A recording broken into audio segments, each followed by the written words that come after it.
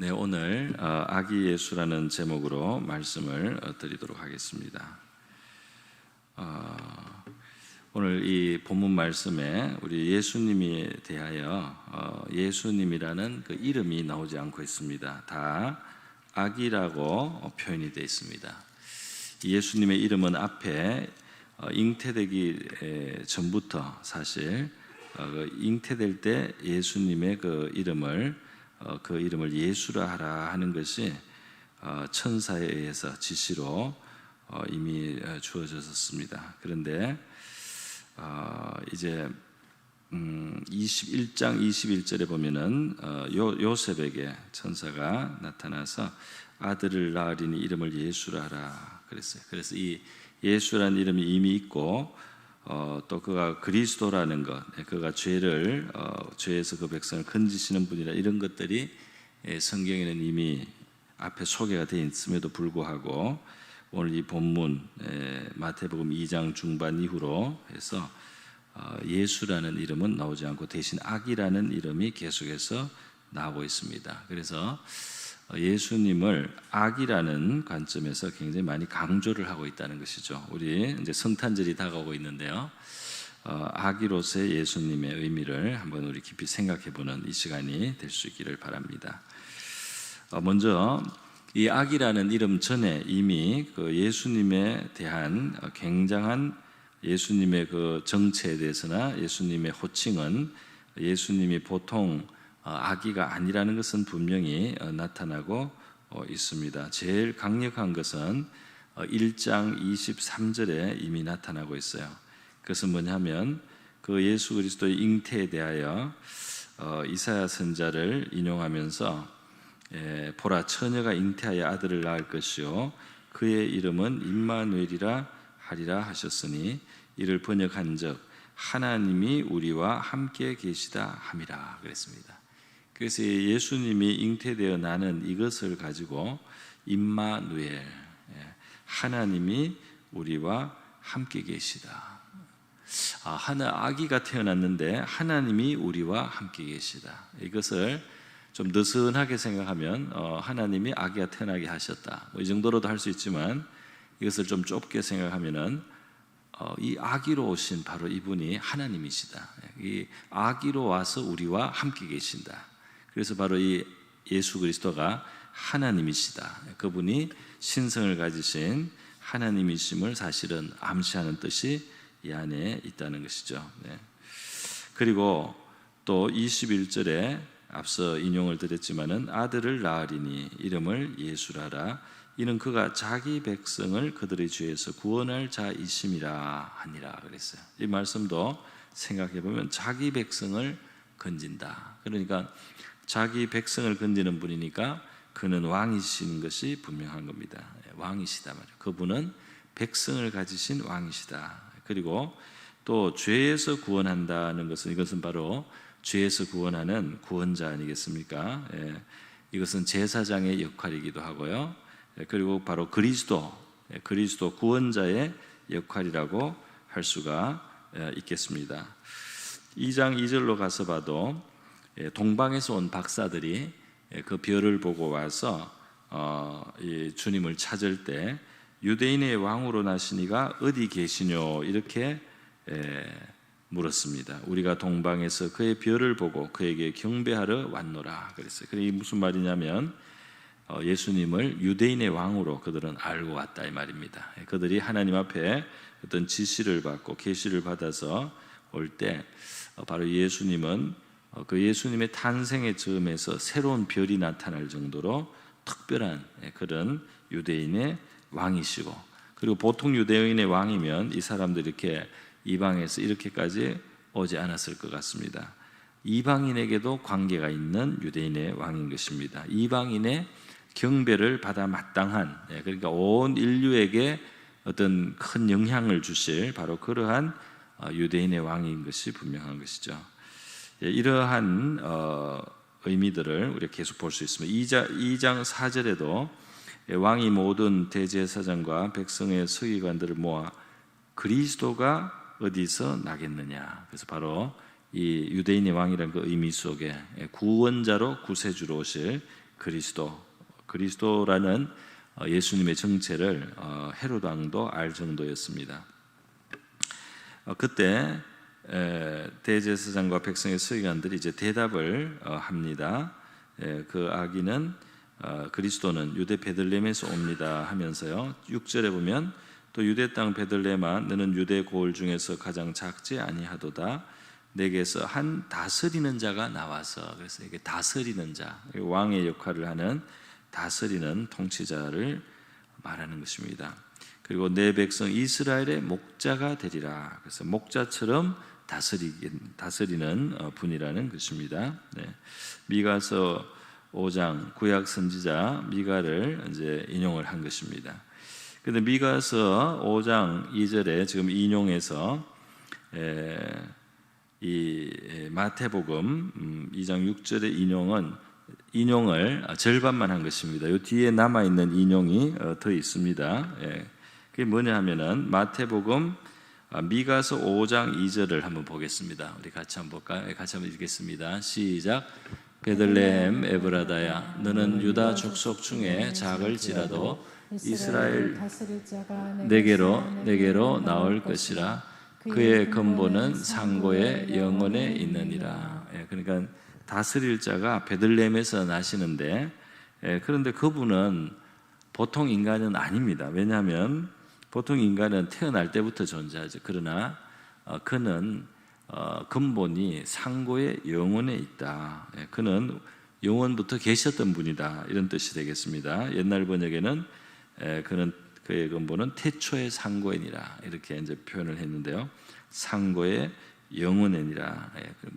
그 끝을 알 수 없는 영원 전부터 계셨던 분이다 이 말입니다. 이렇게 그리스도 예수님에 대한 그 호칭은 여러 가지로 크게 나와 있습니다. 그럼에도 불구하고 오늘 우리가 읽은 본문 바로 마태복음 2장 8절부터는 이제 악이라는 이름으로만 나옵니다. 예수라는 이름도 안 나오고 그리스도라는 말도 안 나오고 왕이라는 말도 안 나오고 악이로만 쭉 이제 2장 뒷부분까지 이제 나오게 됩니다. 한번 볼까요? 2장 8절에 보니까 가서 아기에 대하여 자세히 알아보고 찾거든 그랬어요. 이건 헤롯이 아기라고 불렀습니다. 9절에 이제 동방박사들이 별을 보고 가는데 가다가 악이 있는 곳 위에 머물러 서 있다. 별이 악이 있는 곳에 서 있었다. 이렇게 되어 있습니다. 11절로 가도 집에 들어가서 아기와 그의 어머니 마리아가 있는 것을 보고 엎드렸다. 그래서 아기와 어머니께 경배했다고 되어 있습니다. 13절에 보니까 동방박사에게 요셉에게 주의 사자가 현몽해서 헤롯이 아기를 찾아 죽이려 한다. 천사의 말이죠. 일어나 아기와 그의 어머니를 데리고 애굽으로 피하라 그랬어요. 그죠? 14절에 요셉이 그대로 합니다. 일어나 밤에 아기와 그의 어머니를 데리고 애굽으로 떠났다. 그렇게 돼 있어요. 20절로 넘어가서요. 또 현몽을 했습니다. 주의 사자가 애굽에 있는 요셉에게 현몽해서 말씀하는 게 20절에 있습니다. 일어나 아기와 그의 어머니를 데리고 이스라엘 땅으로 가라. 그렇게 돼 있죠. 아기의 목숨을 찾던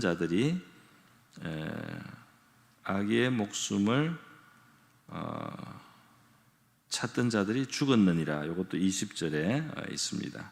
그리고 21절에 또 가면 요셉이 일어나 아기와 그의 어머니를 데리고 이스라엘 땅으로 들어가니라 이렇게 되어 있습니다. 그래서 이 상당히 많은 그 본문에서 예수님은 완전히 아기라는 이름으로 완전히 이제 대신 되어 있는 것입니다.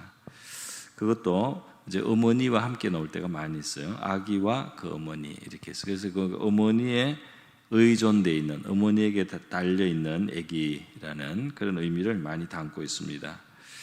그러니까 한시도 어머니의 돌봄이 없이는 생존하기 어려운 아기의 모습입니다. 완전 보통 아기 같은 진짜 인간의 모습이라고 할 수가 있겠습니다.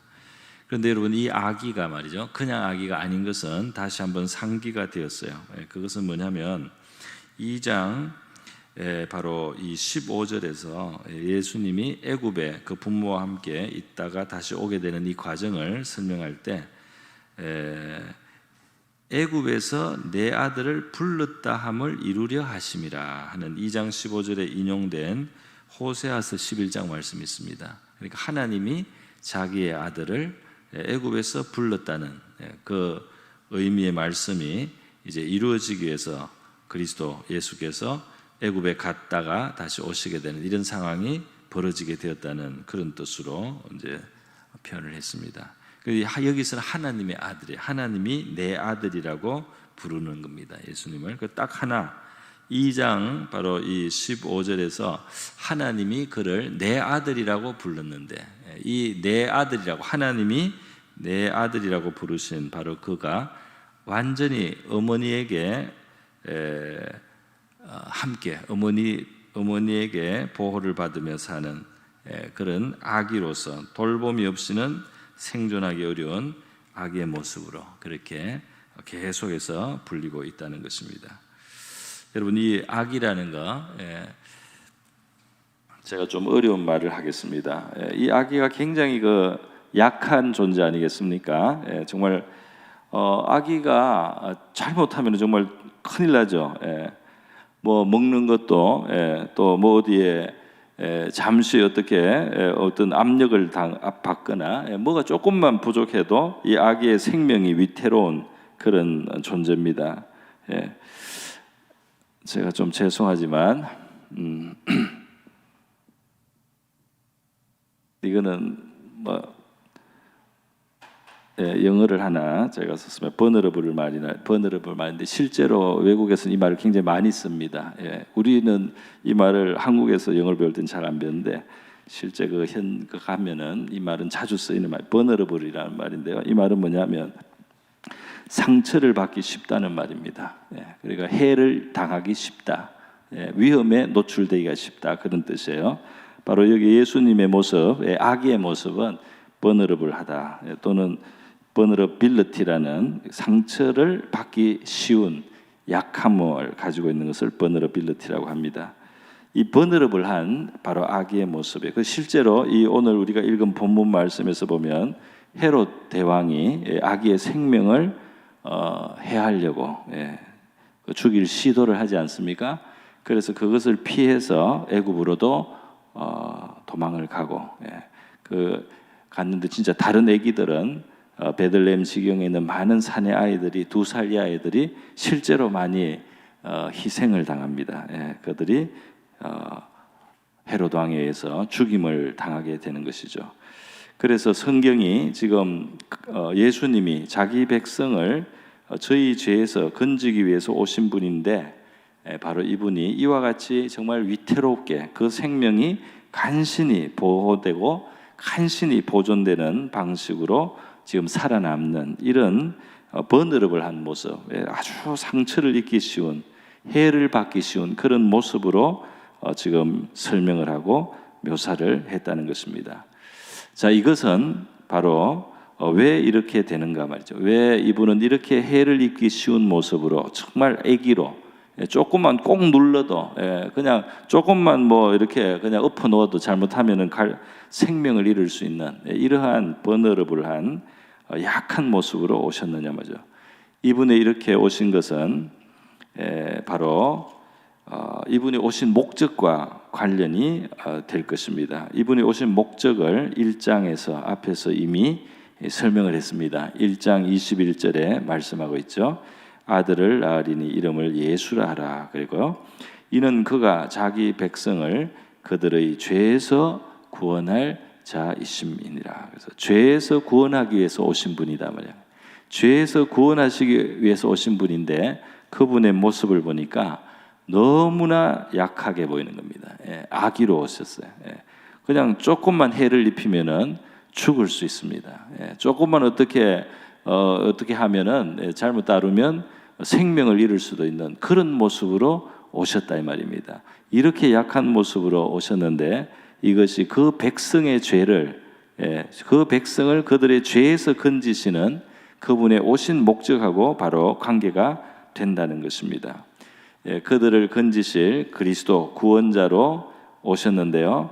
이것은 바로 우리 인생과 같은 완전한 사람의 모습으로, 완전한 사람의 특징을 가지고 그대로 가지고 우리의 모든 약함을 친히 경험하시고 우리의 모든 약함과 또 아픔이나 우리가 당하는 위험이나 슬픔과 고통을 그분이 몸소 다 같이 겪으시면서 체험하시는 분입니다. 그래서 우리의 모든 문제를 체휼하는, 진심으로 공감해 주실 수 있는 바로 그런 분이십니다. 동시에 그러니까 바로 이 예수님이 완전한 사람이 되셔서 우리를 체휼하시고 그리고 또 완전한 사람이 되셨기 때문에 이분은 이 아기 때도 그런 것처럼 생명의 위험을 당할 수가 있습니다. 천사의 모습으로 오지 않았단 말입니다. 천사는 죽지 않아요. 죽을 수가 없습니다. 그런데 약한 인간, 피를 흘리면 죽는 바로 그런 인간의 모습으로 오셨는데 그것이 바로 이분이 우리의 죄에서 우리를 구원하시기 위해서는 우리의 죄의 값에 해당하는 희생에 피 흘리는 죽음이 필요하기 때문입니다. 죄의 싹신 사망을 받으심으로써 대신 받으심으로써 우리를 우리 죄에서 건지시기 때문에 이분은 약한 존재로 오셔야 된다 이 말입니다. 그래서 사람을 대신해서 하나님의 죄에 대한 진노와 심판 저주를 다 받는 것, 그것을 사람으로서 그분이 받으셔야 된다 이 말입니다. 바로 우리 사람들의 죄 때문입니다. 그래서 그분이 우리의 죄값을 치르기 위해서는 완전한 사람이 돼야 되는 말. 우리 사람을 대신하는 겁니다. 우리 사람을 대속하기 위해서, 우리를 죄에서 건지시기 위해서는 이분이 죽음이 필요하기 때문에 사람의 죽음으로 죽으셔야 되기 때문에 바로 이와 같이 약한 모습으로 오셨다는 겁니다. 자, 그런데 오늘 우리가 주로 읽은 본문은 2장 7절 이하에 바로 이 아기 예수를 대하는 헤롯의 모습이라고 할 수가 있어요. 그죠? 이 아기로 오신 주님을 대하는, 구원자를 대하는 이 세상의 모습입니다. 그것이 이제 극단적인 모습으로 헤롯을 통해서 나타났습니다. 바로 이 헤롯은 지금 죄인들의 한 대표의 모습이고 이 세상의 모습을 나타낸다고 할 수가 있겠습니다. 역사적으로 이 헤롯은 예수님 당시 탄생 당시에 이 이스라엘 지경을 많이 다스렸는데요. 이 사람은 원래 에돔 혈통이라고 해서 이스라엘 본토가 아니고 에돔 이방인이나 마찬가지입니다. 에돔 사람인데 유대교로 에돔 사람들이 그 당시에 들어와 있었습니다. 그래서 아주 이스라엘 사람들 중에 인정을 받거나 아주 어떤 진골이나 뭐 성골 같은 그런 취급을 받지 않고 이방인으로서 이스라엘의 왕이 됐기 때문에 그러니까 로마 황제에게 잘 보여서 왕이 된 사람이니까 이 사람을 유대인들이 기뻐하지 않았습니다. 그래서 이 사람이 환심을 사기 위해서 성전 재건을 한다든지 큰 건축 사업을 하기도 하고 이렇게 해서 백성들의 마음을 사기도 했어요. 그러나 이 사람은 굉장히 무서운 사람이었습니다. 이 사람의 생애를 보면은 자기 부인을 죽였습니다. 첫 부인을 결혼을 6번을 했는데 첫 번째 부인을 사랑했다고 하는데 의심해서 부정을 의심해서 죽였어요. 그리고 정치적인 알력이 생겼을 때 자기 장모를 죽였습니다. 그리고 자기 맏아들도 위험하다고 생각하고 죽였습니다. 또 다른 아들을 죽였습니다. 그러니까 이 왕이라고 하는 그 자리를 위해서나 또 자기의 의심이나 이런 것 때문에 자기의 사랑하는 주변 사람들을 죽일 정도로 무서운 사람이었어요. 그러나 어쨌든 이 사람이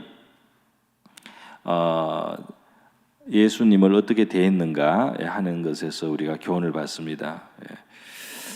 뭘 보느냐 하면은 8절에 보면은 동방 박사들이 별을 보고 예수님을 찾아왔지만은 이 먼저는 예루살렘에 들어가서 사람들에게 물었습니다. 이 유대인의 왕이 어디 났느냐? 이 소문이 나고 왕에게 이제 불려갔습니다. 헤롯이 박사들에게 별이 언제 나타났느냐 이런 것도 자세히 묻고는 이제 베들레헴이 그리스도가 나실 곳이라는 것을 서기관들로부터 답을 들었어요. 그래서 이 동방 박사들을 베들레헴으로 보내면서 가서 아기를 찾거든 나에게 보고를 하라. 그러니까 나도 경배를 하러 가겠다. 이렇게 했습니다. 말은 좋습니다만은 이 뜻이 그 본심이 굉장히 악한 본심으로 한 것이죠. 바로 이제 아기를 제거하기 위해서 지금 이 동방 박사들을 이용하는 것이라고 할 수가 있겠습니다. 이따가 이제 나중에 속은 것을 알고 동방 박사들은 예수님 아기 예수님께 가서 경배를 하고 나서 꿈에 천사의 또 지시를 받지 않습니까? 그래서 헤롯에게 돌아가지를 않습니다. 헤롯에게 보고를 안 해주고 그냥 자기 나라로 돌아가요. 그러니까 헤롯이 한참 기다리다가 아무리 기다려도 안 오니까 이제는 직접 그냥 베들레헴에 가서 그 지방에 있는 2살 이하의 남자아이를 죽이는 이런 학살을 이제 하게 됩니다. 바로 그리스도를 제거하겠다는 뜻이죠. 헤롯은 이런 일을 하고 사실 오래 살지 못해 1-2년 안에 죽습니다. 그러니까 자기 말고 다른 왕이 오면 안 된다고 생각하는 겁니다. 자기가 왕인데 여기 누가 다른 왕이 생기면 안 된다는 거예요. 자기는 그 왕의 자리에 1년, 2년도 더 있지 못할 사람인데 그리스도를 영접하지 않는다 이 말입니다. 그리스도를 영접하지 않고 누리는 그 왕이라는 게 1년, 2년도 못 가서 결국 자기는 아무것도 아닌 하나님 앞에 벌거벗은 영혼으로 가야 될 자신이 왕 노릇을 하려고 그렇게 그리스도를 대적하는 이런 일을 하였다는 것입니다. 그 헤롯에게서 나타나는 모습은 여기 이제 동방 박사들에게 사실은 이제 거짓말하는 거죠. 속이는 겁니다. 자기도 경배를 하기 위해서 그리스도를 만나고 싶으니까 보고를 해달라는 겁니다. 이것은 이제 겉으로는 경건한 하나님을 공경하는 그런 모습을 가지지만 실제로는 그리스도라도 없애버리겠다는 그런 본심을 가지고 있는 악한 속임이라고 할 수가 있습니다. 이 세상의 모습이에요. 겉으로는 선하게 보이고 겉으로는 정의롭게 보이고 겉으로는 의로와도 속으로는 자기의 욕심 또 자기의 목적을 위해서 악한 일을 도모하는 이런 세상의 악한 죄의 모습을 지금 헤롯이 보여주고 있다고 하겠습니다. 그리고 헤롯이 이제 행한 일은 학살인 것입니다. 그러니까 바로 죄를 짓고 남을 희생시키고 특별히 희생시키는 거죠. 그리고 특별히 하나님을 대적하고 그리스도를 대적하는 것입니다. 대적하는 일을 하는 것이죠. 이렇게 이것이 이제 헤롯을 통해서 나타나는 세상의 악한 모습이다 이거예요.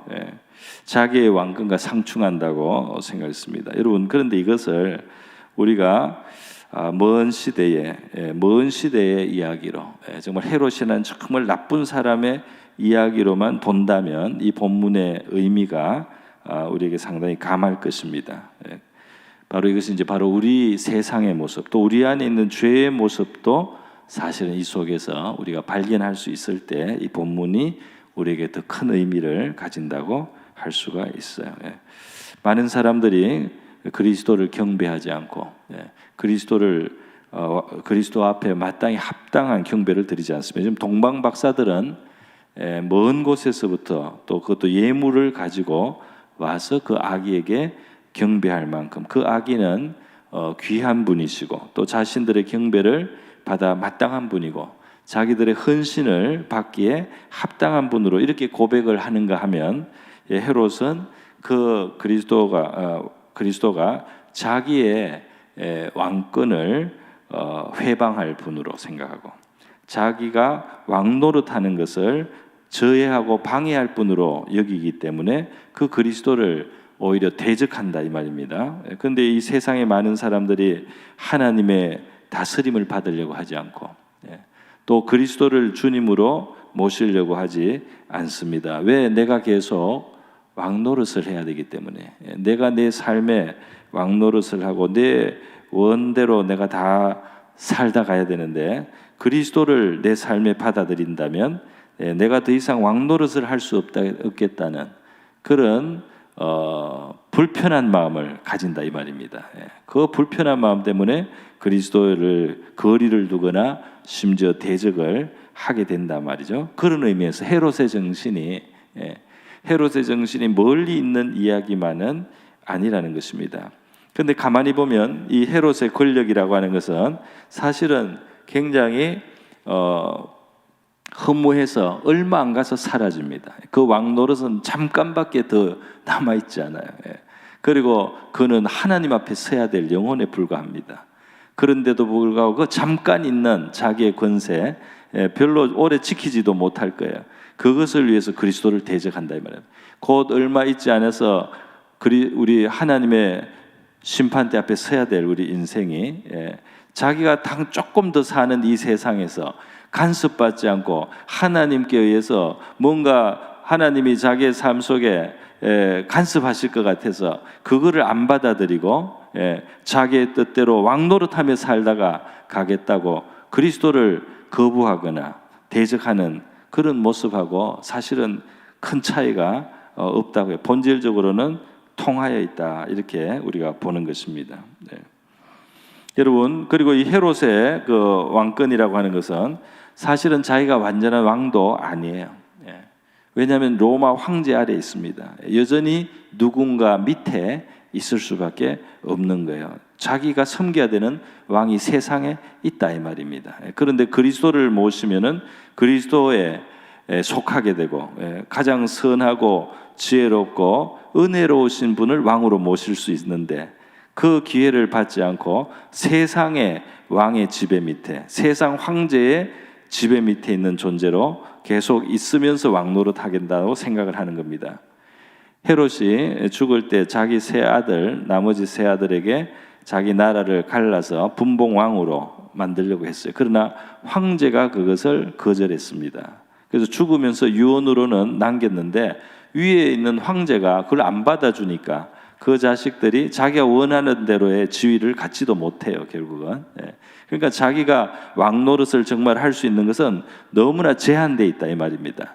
그럼에도 불구하고 가장 선하고 지혜로우시고 참되신 참왕을 받아들이려고 하지 아니하는 어리석은 사람의 모습이 되고 말았습니다. 여러분, 이 그리스도가 왕됨을 원치 않는다는 이 주제는 누가복음 19장에 나오고 있어요. 누가복음 19장에 어느 주인이 10개의 문화를 10개의 문화는 이게 이제 돈입니다.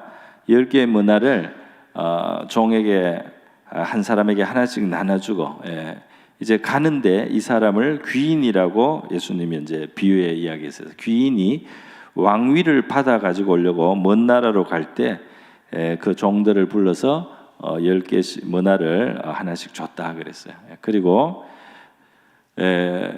왕위를 이제 받아서 오게 되는데 그 사이에 이 백성들이 이게 있는 사람들이 그의 왕됨을 원치 않기 때문에 다른 사람을 보내 가지고 그가 왕되는 것을 방해하고 왕되지 못하게 하는 로비를 벌이는 잘못된 일을 했다는 겁니다. 그래서 이 귀인이 왕위를 받아 가지고 돌아오게 되었어요. 돌아오게 되었을 때 문화를 나누어 줬던 종들은 이제 한 사람씩 이제 이 회계 정산을 합니다.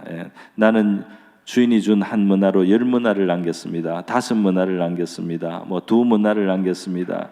뭐 그렇게 칭찬도 해주고 그 문화를 썩혀버린 사람, 그 문화를 활용하지 않고 묵혀서 그 주인에게 아무 이익이 되도록 하지 않은 그 사람은 이제 혼이 나고 뺏기는 겁니다. 문화를.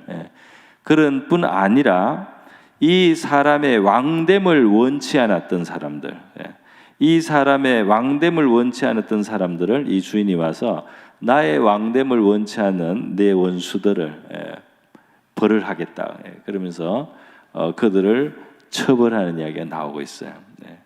그러니까 여러분 이 비유에서 예수님은 바로 이제 자기를 그 귀인 그 왕이 된 사람에게 이제 비유를 하는 겁니다.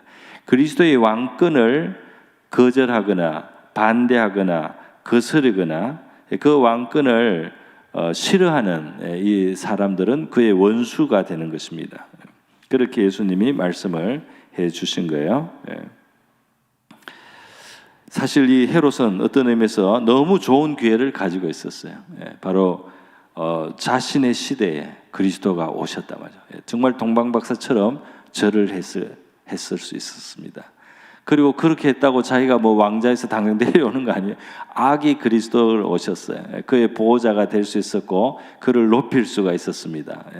그를 그리스도로 선포해 줄 수도 있어요. 그렇게 되면 이 헤롯 왕은 대대로 정말 그가 이 유다의 에돔인으로서 비록 백성들에게 그런 의미에서 좀 인정을 못 받는 부분이 있는 왕이라 할지라도 그가 그리스도를 정말 왕으로 인정하고 모시고 백성들 앞에 공포해 주고 그리스도를 섬겼더라면, 그리스도를 위해서 일했더라면, 이것은 뭐 만일을 지금 말하는 거지만 그는 정말 영광스러운 일을 하는 그런 업적이 되는 남기는 오히려 왕이 될 수도 있었죠. 그 기회를 그는 살리지 못했습니다. 여러분, 저와 여러분이 이 땅을 살다 가는 동안에 우리의 삶 속에 그리스도를 왕으로 인정하고 모시고 그를 왕으로 공포하고 살아간다는 것은 우리 삶의 영광이 될 줄로 믿습니다.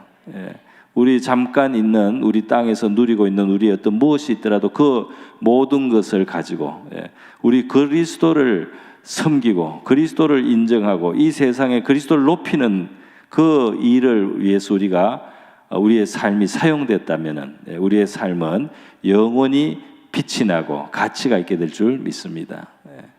그런데 헤롯은 반대를 했습니다. 그리스도가 마치 자기의 어떤 큰 원수라도 되는 것처럼, 자기에게 큰 해를 입힐 존재인 것처럼, 자기의 무슨 왕위를 박탈할 사람인 것처럼 그렇게 생각을 하고 그리스도를 대적하고 무자비한 일을 그가 행하게 됐다. 이것이 바로 세상의 악한 모습이요, 죄된 모습이요, 하나님의 자리에 자기가 있으려고 하는 인생의 모습입니다. 그것이 그리스도를 대해서는 이렇게 이제 나타난다는 것입니다. 헤롯의 모습을 보고 이 사람 너무 잔인했다. 어떻게 이 그리스도를 하나 없애려고 어느 한 지역에 있는 사내 아이들을 그 2살 정도 밑에 그런 애기들을 뭐 집집에 군사들이 들이닥쳐서 조사를 해가지고 발견되면 죽이는 그런 아마 일을 했을 것 같습니다.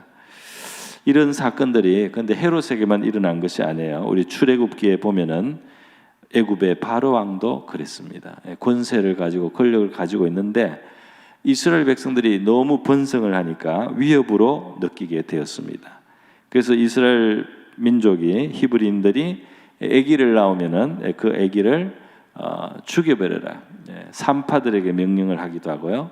또 어떤 시대에는 부모들에게 그 아기를 강에 던져 버리라, 죽이라 그랬어요. 그 아기를 가지고 있다가는 키우고 있다가는 집안이 몰살을 합니다. 그래서 아기를 스스로 내다 버리도록 이렇게 명령을 내려서 우리가 아는 모세라는 이스라엘의 지도자는 그 부모가 숨겨서 최대한 기르다가 더 이상 데리고 있을 수가 없어요. 아기 울음소리가 커지고 하니까요. 이 아기를 갈대 상자에 담아서 나일강에 떠내려 보내는 이제 그런 일을 하지 않습니까? 출애굽기에 나오는 이 바로도 이제 그런 일을 했습니다. 마찬가지 일을 하는데요. 저는 오늘 이 아기 예수님이 이렇게 우리를 위해서 체휼하시는 분으로 완전한 사람이 되시고 또 우리 사람이 되셔서 우리를 위해서 죽기 위해서 오신 이 속에 있는 하나님의 사랑을 우리가 생각하고 하나님의 은혜를 우리가 생각하면서 한 가지 우리의 죄에 대해서 좀 말씀을 나누려고 합니다. 바로 이 아기를 죽이는 일입니다. 바로 아기를 희생시키는 거죠. 이 세상에서 이 아기를 지금도 죽이고 있다 이 말입니다. 우리가 잘 알고 있죠. 지금 우리나라의 지금 헌법재판소에서 건년에 이 낙태죄가 위헌이라는 판결을 내렸어요. 그래서 이 여성이 자기 의지와 의사에 의해서 이 아이를 떼도 된다 말이죠.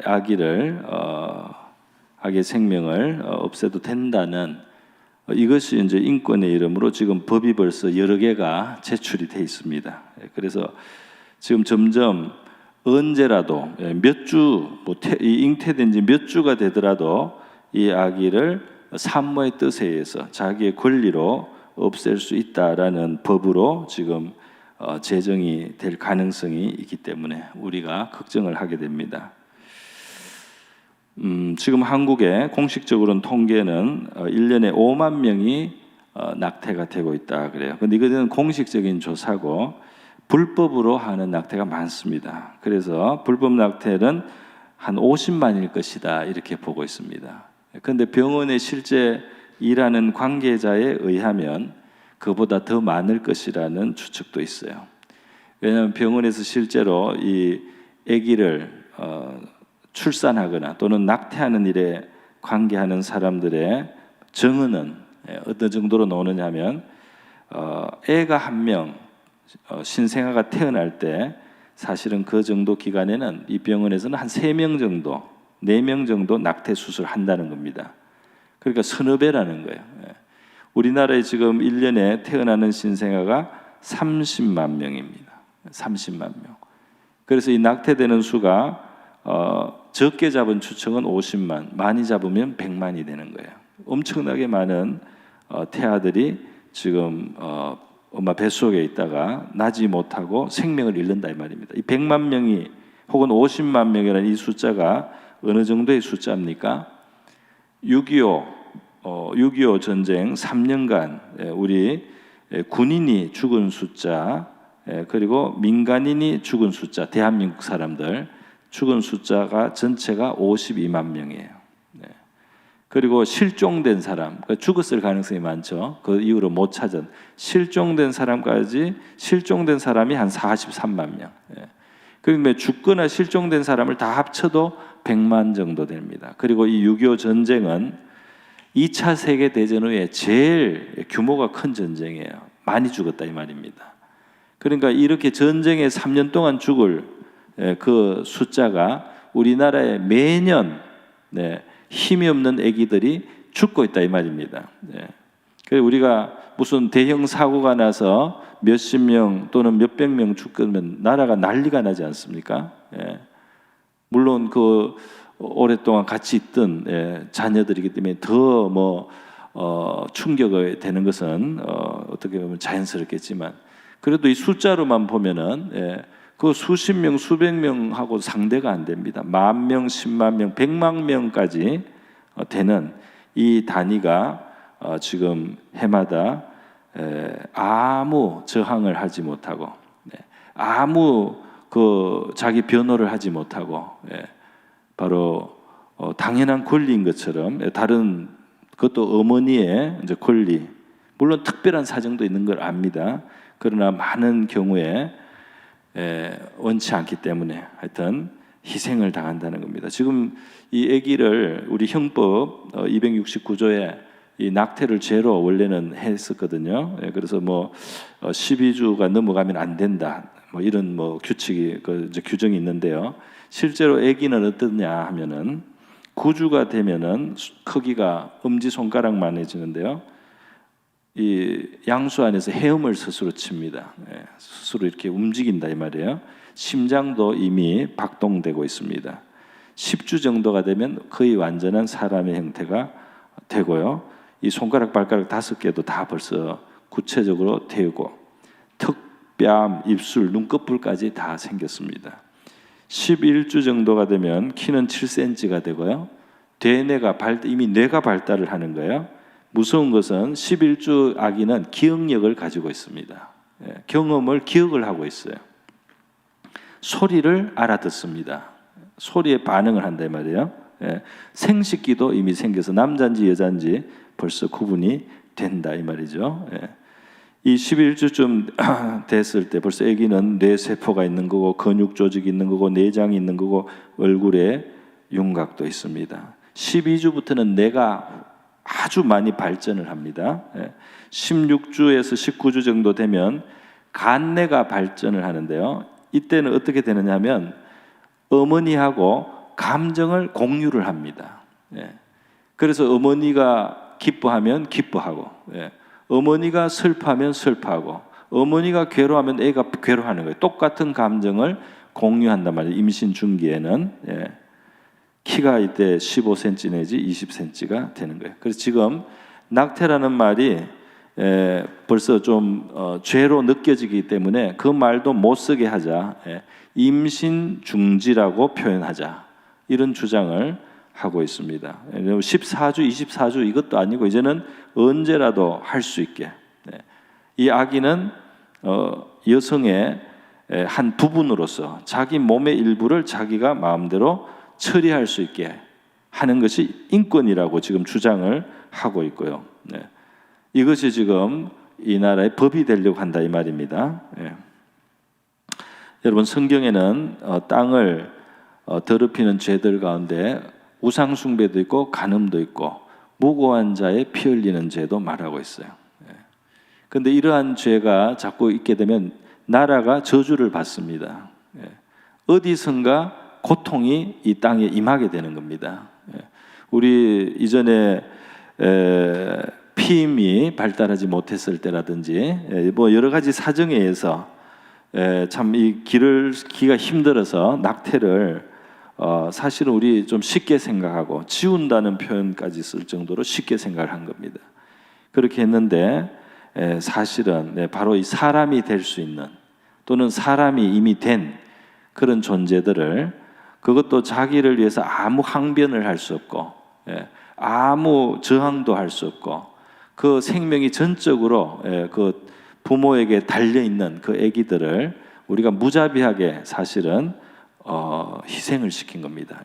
그 살인죄가 된다고 하겠습니다. 우리 성경에 보면은 세례 요한이 태 속에 있을 때 예수님의 어머니 또 예수님도 마리아의 태 속에 있을 때 만났을 때 이 뱃속에서 성령의 충만을 받아가지고 뱃속에서 기뻐하는 것을 그 어머니 엘리사벳이 느껴서 고백을 했습니다. 뱃속에서, 그러니까 이 아기가 뱃속에서 성령 충만까지도 받을 수 있는 하나의 완전한 사람이다 이 말입니다. 그런데 이런 아기를 언제라도 그 이유가 있고 무슨 그렇게 해야 될 필요가 있다고 생각하면은 본인이, 어머니가 이것을 낙태할 수 있게 만드는 이 법은 살인을 허용하라는 그런 법이나 마찬가지입니다. 그래서 이런 법이 통과되고, 이런 법이 우리가 안 그래도 과거에 지은 우리의 낙태죄들, 우리가 이것을 참 심각하게 생각 못하고 한 것이 많아요. 하나님이 그것을 아실 거긴 아실 겁니다. 그러나 죄가 아니라는 건 아닙니다. 회개를 해야 될 일이고요. 그리고 회개 열매를 맺어야 됩니다. 지금 미국은 반대로 이 낙태에 대한 지식이 증가를 하면서 이 낙태를 더 하지 못하도록 하는 쪽으로 가고 있어요. 그런 쪽으로 법률이 오히려 강화가 되고 있단 말입니다. 그런데 지금 한국은 지금 그쪽으로 가고 있어요. 더 이것을 법적으로 정당하게 만들려고 하고 있다 이 말입니다. 물론 법적으로 막아도 음성적으로 하는 것도 문제지만 법까지 그것을 허용할 때는 더 큰 문제가 된다고 하는 것입니다. 여러분, 우리 아기 예수님의 오심을 우리가 생각하고 말이죠.